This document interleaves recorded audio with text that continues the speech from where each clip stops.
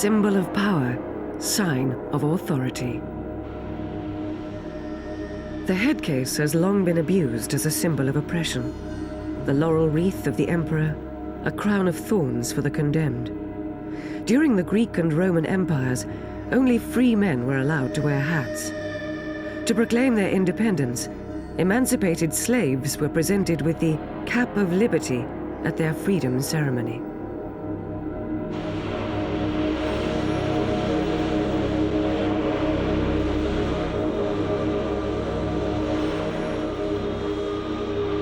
St. Paul believed that every man praying or prophesying, having his head covered, dishonoureth his head. For a man indeed ought not to cover his head, for he is in the image and glory of God. St. Paul's influence helped establish the concept of hat honour. The removal of one's hat, initially a sign of piety, was to become a means of acknowledging another's social superiority.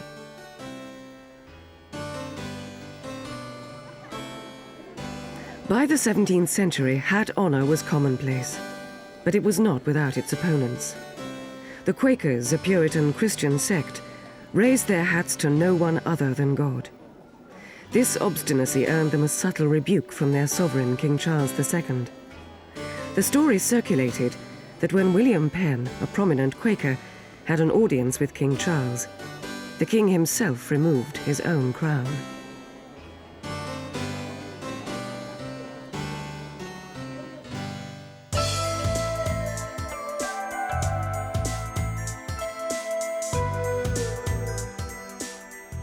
Wearing a hat in the 90s is to be in the minority.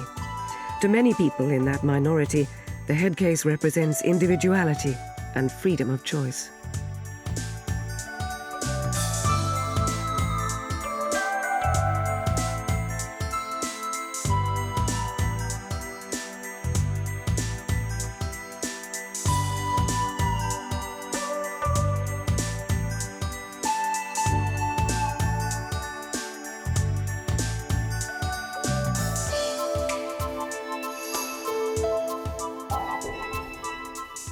Nowadays, we have a different status symbol. Today, according to Sir Hardy Amies, ladies and gentlemen do not wear hats, they wear motor cars.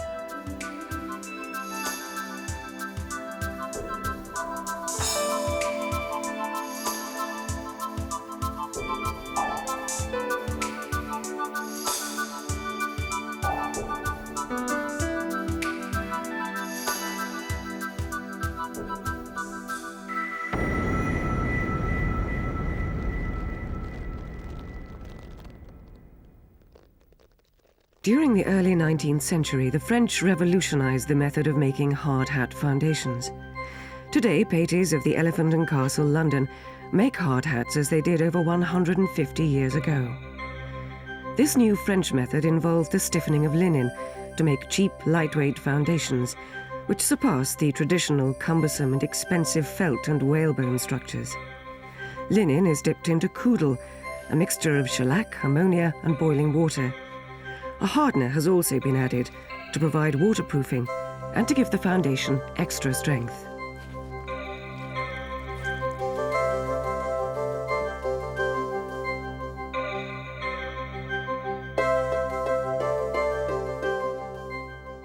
Four or five layers of the koodle-soaked linen are then stretched around a metal frame to dry.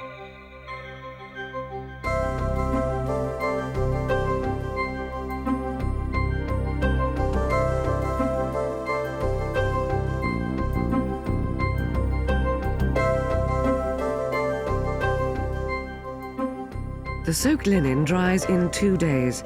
The hardened fabric, now known incongruously as gossamer, is beaten from its frame.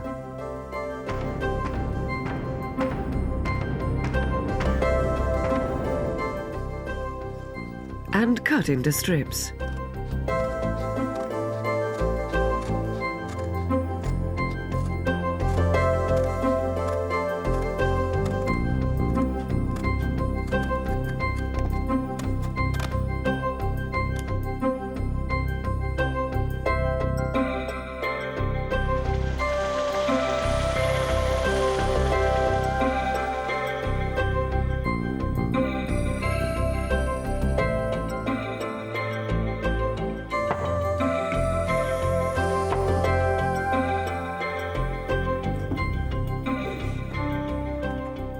4 or 5 layers of gossamer are moulded around a hand-carved wooden block amid the sweltering heat from the dozens of hot irons used in this process.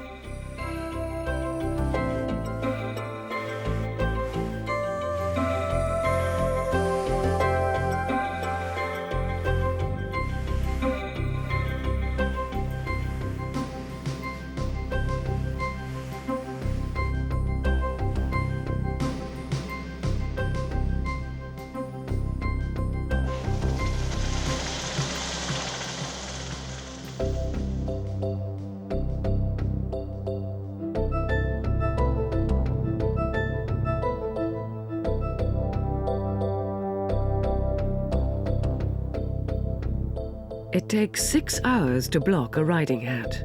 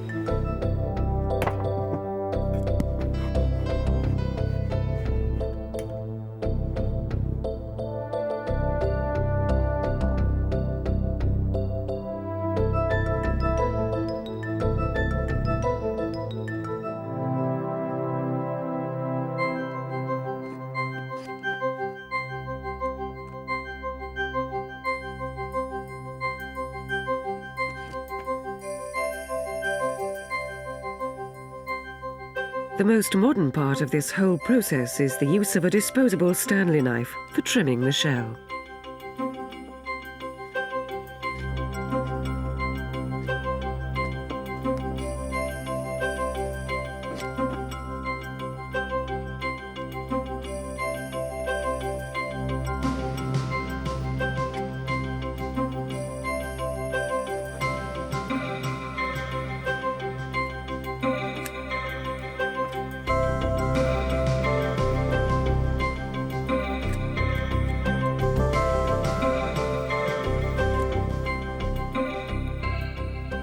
After the shell has been cut into shape, it is then coated in varnish.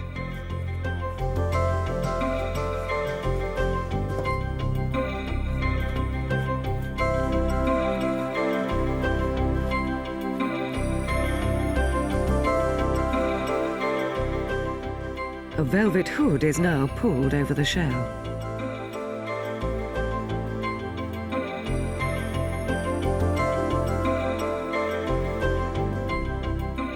The steam melts the varnish and bonds the hood to the shell as it cools.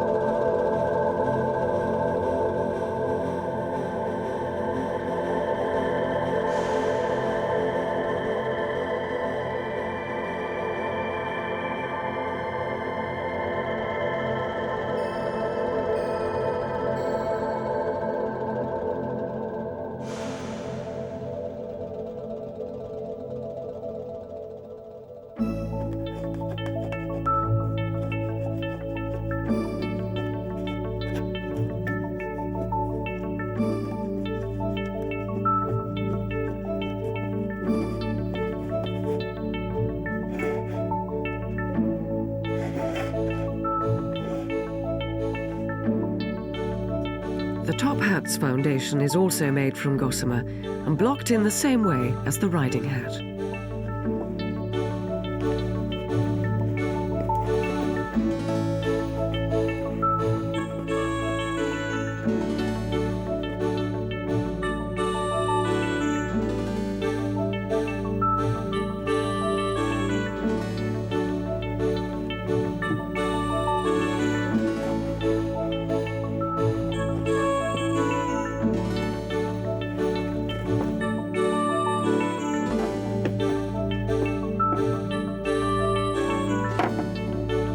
The top hat was introduced to London society in 1797 by John Hetherington, a Charing Cross hatter. Its London debut was a controversial affair. Jeering crowds pelted the hat with fruit when it first paraded down Whitehall, causing a minor riot. Observers believing its design was calculated to frighten and intimidate. However, the trend caught on, and as the British Empire grew, so did the size of the top hat. The hat's design instantly gave the wearer power, status, authority, and a somewhat foreboding presence.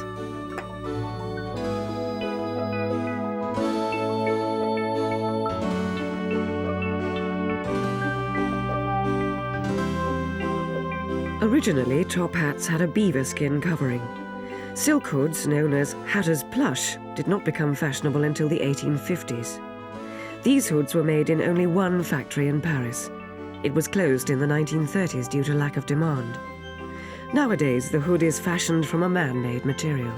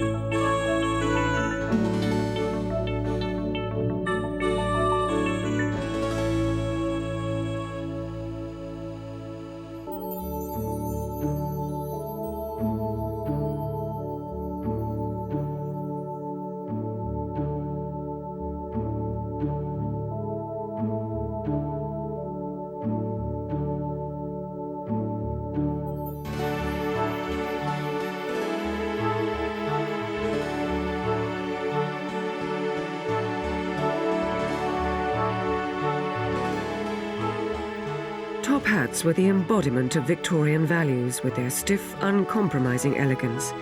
Their very shape was a monument to the Industrial Revolution, resembling the rows of chimneys that heralded a new era.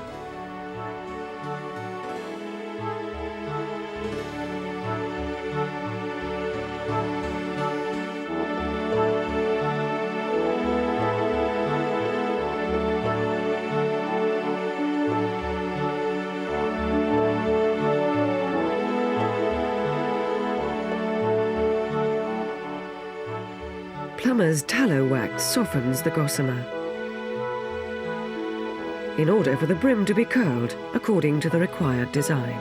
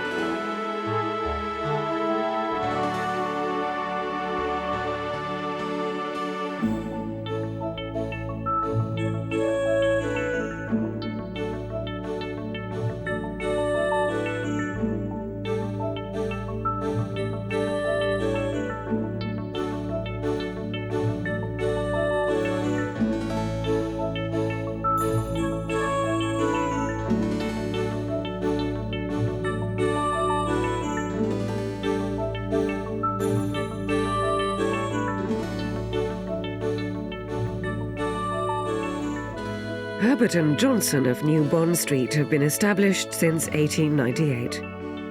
A new top hat will cost you between £500 and £1,000. Reconditioned original silk toppers are available for about £500.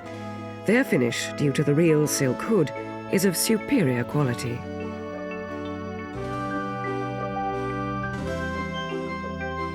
For the final touch, the customer's initials are stamped in gold leaf onto the leather band.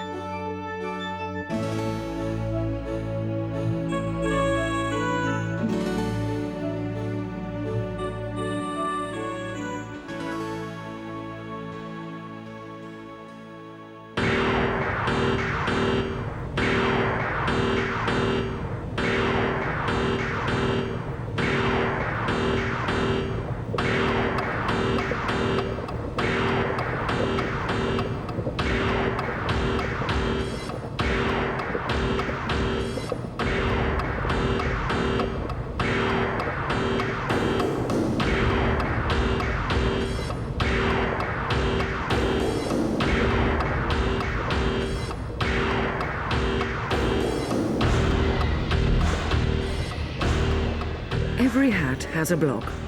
Boone and Lane of Luton are the only block makers left in England, and only one of 5 worldwide. These aluminium blocks, made in segments, are assembled in the hat factory and will be used for the mass production of felt and straw hats.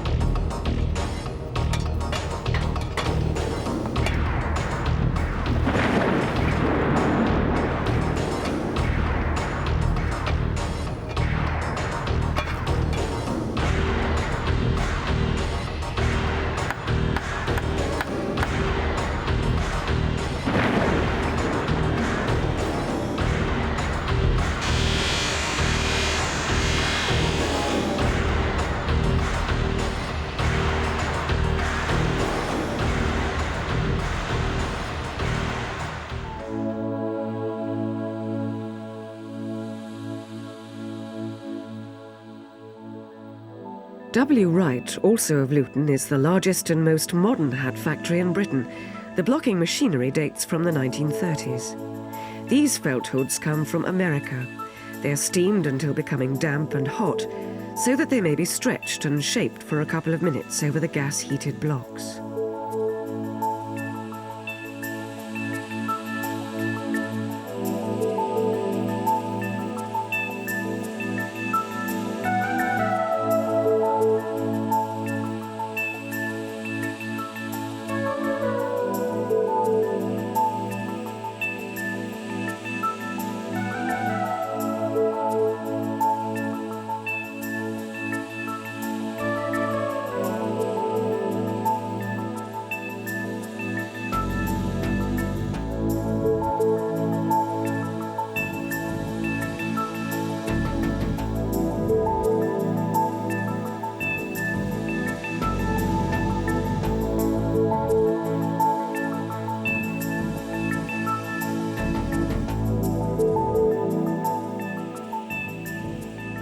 Sisal is a fine woven straw imported from China and dyed in the UK.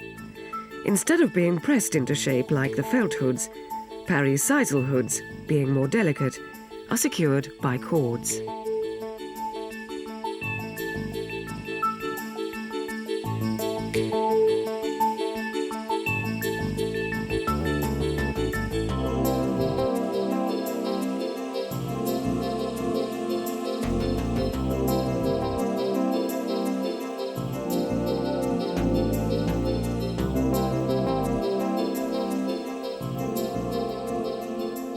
By the 17th century, Luton had long been established as the centre of the British hat industry. During the Napoleonic Wars, The blockading of the French ports prohibited merchants importing the quality straw needed for hat making, so they turned to Luton and boosted its already thriving cottage industry.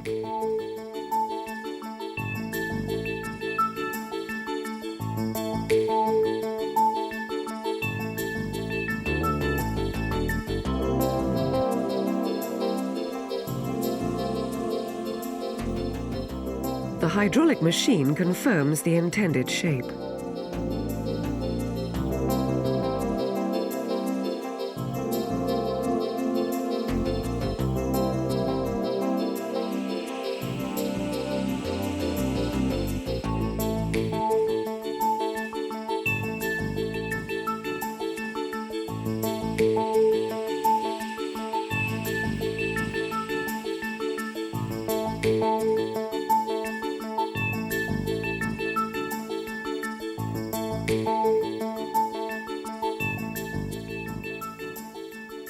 And a silk band finishes the trim.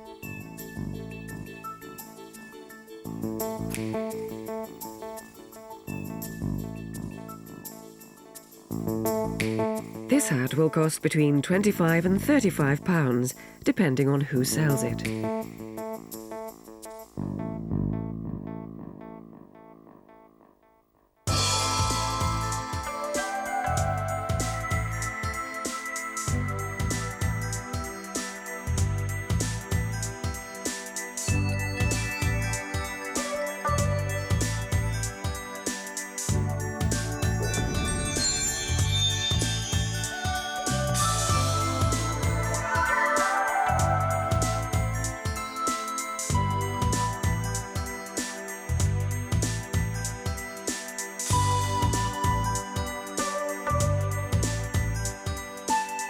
The 90s are witnessing the revival of the headcase. Now a lot of the formality has been removed. People are rediscovering the joys of hat wearing. However, it's unlikely the hat will ever give its wearer the same status as the motor car, though they can complement each other.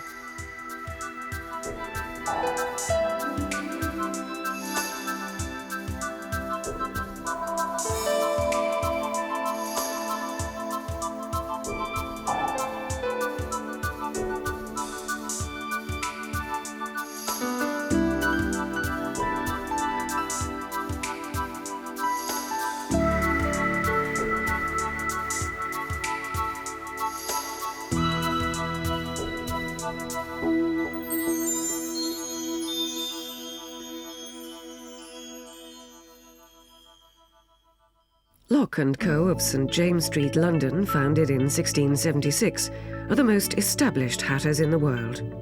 They once received a postcard simply addressed to "The best hatters in the world, London, England." Over the years, Locks have had many distinguished clients, including Lord Nelson, for whom the shop designed a hat incorporating an eye patch to cover his blind right eye.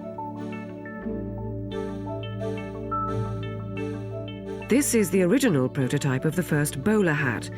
It is known in Locks as the Coke hat, after one William Coke of Norfolk, who first commissioned the design in 1850. Locks were instructed to create a close-fitting, strong hat, with all the virtues of the top hat, but without the height.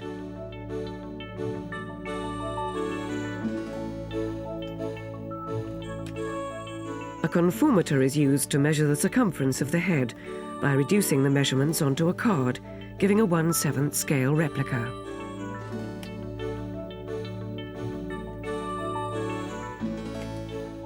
William Coke was seeking a new form of headdress for his mounted gamekeepers, as their soft felt thannets were constantly being knocked off and damaged by low overhanging branches. The bowler was the predecessor of the modern-day riding hat, which Lock & Co. also created.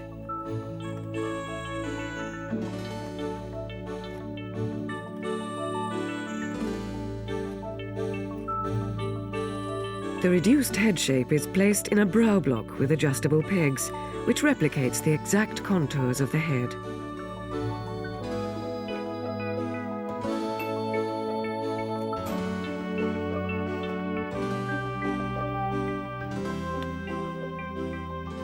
Mr. Coke's design was sent to the brothers Thomas and William Bowler, who ran a factory in Southwark. They created a round-topped, hard, fur felt hat with a semi-rough finish.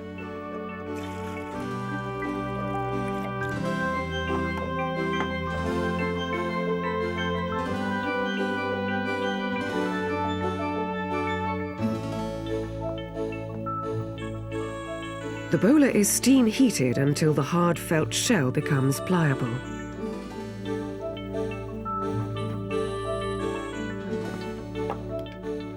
The brow block is placed inside the hat.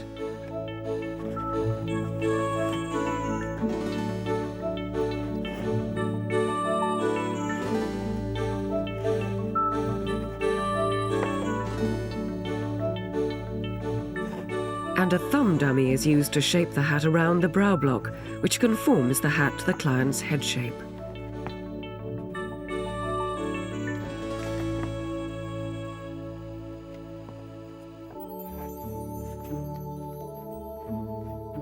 Mr. Coke tested his hat by jumping on it. It survived, and the hat was deemed suitable for the galloping gamekeepers. Little did William Coke, later the Earl of Leicester, realise that one day his gamekeeper's hat would become the nation's best-loved headcase.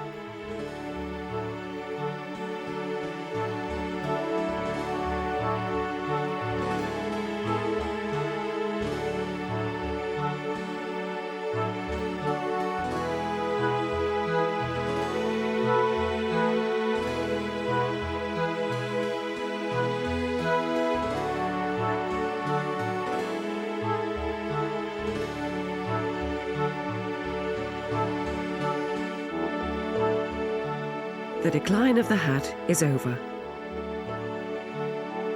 It has been liberated from its symbolic status, helped by the creations of milliners limited only by their imagination.